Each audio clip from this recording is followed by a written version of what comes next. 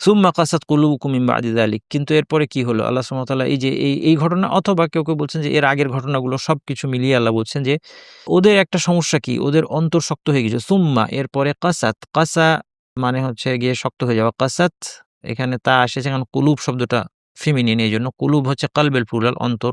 কুলুবুকুম তোমাদের অন্তরগুলো, কাসাত তোমাদের অন্তরগুলো শক্ত হয়ে গেল। মিন বাদি যালিকা, এই এত কিছুর পর, মিম বাদি মানে পরবর্তীতে, যালিক, যালিক মানে যা কিছু কথা বলা হলো, এসবের পরে তোমাদের অন্তরে কি অবস্থা? এত নিদর্শন তোমরা দেখলে, এত নিয়ামত তোমরা পেয়েছো, তারপর তোমার অন্তর শক্ত হয়ে গিয়েছে। এজন্য আমাদেরকে অন্তরের কাঠিন্য থেকে সাবধানতা অবলম্বন করতে হবে মুসলিম হিসেবে। এটাও আমি আলোচনা করব ইনশাআল্লাহ আজকে। ফাহিয়া কাল হিজারাহ, এই অন্তরটা শক্ত হয়ে গেল কিসের মতো? হিয়া মানে অন্তরগুলো, কাল হিজারা, হিজার মানে পাথর, পাথরের মতো, আও আসাদ্দু কাসওয়া, অথবা পাথরের চেয়েও শক্ত।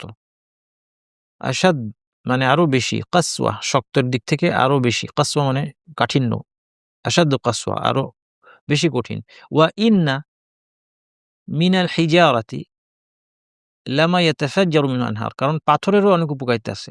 কোন পাথর দেখা যায় লামা ইয়াতাফাজ্জারু মিনহুল আনহার, ইয়াতাফাজ্জার মানে বিদীর্ণ হয়ে সজোরে প্রবাহিত হওয়া, মিনহু ওই পাথর থেকে প্রবাহিত হয় কি? আনহার, নদ-নদী, নদী-নালা অথবা ঝর্ণা, পানির ধারা প্রবাহিত হয়। ওয়া ইন্না মিনহা লামা ইয়াশাক্কাকু, এর মধ্যে কিছু আছে যেটা বিদীর্ণ হয়ে যায়, ফায়াখরুজু মিনহুল মা, মানে পানিটা ছিটকে প্রবাহিত না হলেও একটু করে হলেও বের হয়। হ্যাঁ, ইয়াশাক্কাকু ফেটে যায়, ফায়াখরুজু এবং তা থেকে পানি চুইয়ে বের হয় অথবা পানি বের হয়। হ্যাঁ, মানে আগেরটার মতো না হলেও অন্তত এর দ্বারা উপকার পাচ্ছে মানুষ।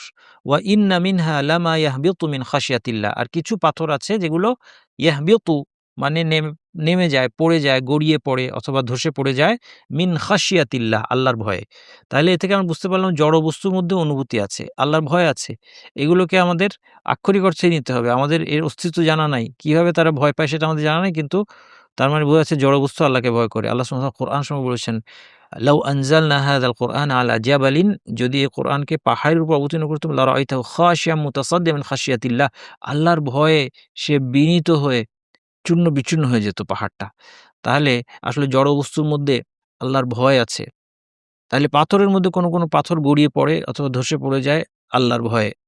তার থেকে পানি বের না হলেও অন্তত তার আল্লাহর ভয়ের কারণে তার মধ্যে একটা রিঅ্যাকশন হয়। হ্যাঁ?